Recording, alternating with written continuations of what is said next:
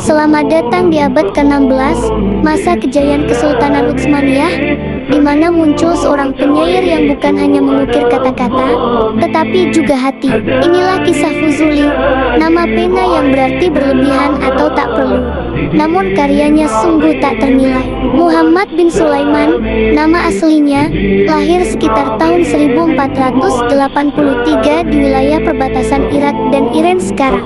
Hidupnya terombang-ambing di antara tiga kekuatan besar, dinasti Ekyukoyunlu, Kekaisaran Safawi Persia, dan akhirnya Kesultanan Utsmaniyah yang menaklukkan Baghdad pada 1534. Yang membuat Fuzuli luar biasa adalah posisinya yang unik. Ia bukan hanya menyaksikan pergantian kekuasaan, ia menguasai tiga bahasa peradaban Islam dengan sempurna. Turki Utsmani, bahasa kekuasaan politik Persia, bahasa seni dan sastra tinggi, serta Arab, bahasa agama dan ilmu pengetahuan. Bayangkan, ia mampu merangkai emosi, filsafat, dan kerinduan spiritual dalam tiga dialek, menciptakan jembatan budaya yang luar biasa. Inilah yang membuatnya dikagumi, seorang penyair untuk semua bangsa di Kekaisaran. Puncak kagungan Fuzuli terletak pada epik naratifnya, Leilve Meknen atau Laila dan Majnun. Meskipun kisah ini sudah ada berabad-abad, versi Fuzuli dianggap yang paling menyentuh dan paling filosofis. Fuzuli tidak sekadar menceritakan kisah cinta tragis, ia merubahnya menjadi sebuah alegori sufi yang mendalam. Para pembaca terkesima karena setiap barisnya penuh makna ganda. Cinta gila Meknun pada Laila sebenarnya adalah simbol dari cinta murni seorang hamba kepada Tuhannya.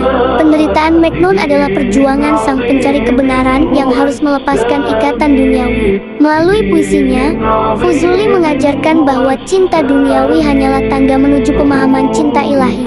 Ini membuat kita penasaran, seberapa dalam penghayatan spiritual Fuzuli, hingga ia bisa menuangkan rasa rindu mutlak pada Tuhan dalam wujud roman paling terkenal sepanjang masa. Salah satu kutipannya dari Laila dan Majnun berbunyi, jika cinta hanya sekadar bayangan, maka Laila dan Majnun pun hanya akan menjadi legenda. Namun, karena cinta telah menghapuskan keberadaan Majnun, maka cinta itu kekal abadi. Setelah Utsmaniyah menaklukkan Baghdad, Fuzuli berharap mendapatkan pengakuan dan dukungan finansial dari Sultan.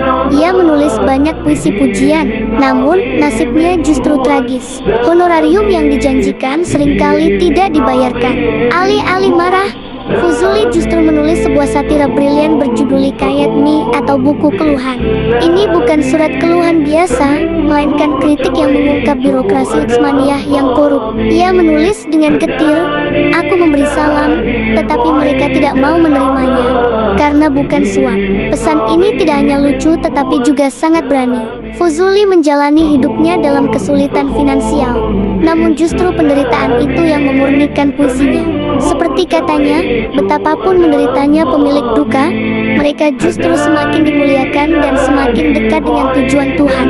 Fuzuli meninggal karena wabah pada tahun ke-1556. Ia meninggalkan warisan yang bukan hanya syair indah, tetapi juga cetak biru tentang bagaimana seni dan spiritualitas dapat bersatu, menjadikan Fuzuli siapa yang mengaku berlebihan sebagai salah satu bintang paling terang di langit sastra Islam. Terima kasih sudah menonton. Jangan lupa like, komen, dan subscribe untuk kisah-kisah inspiratif lainnya. Sampai jumpa.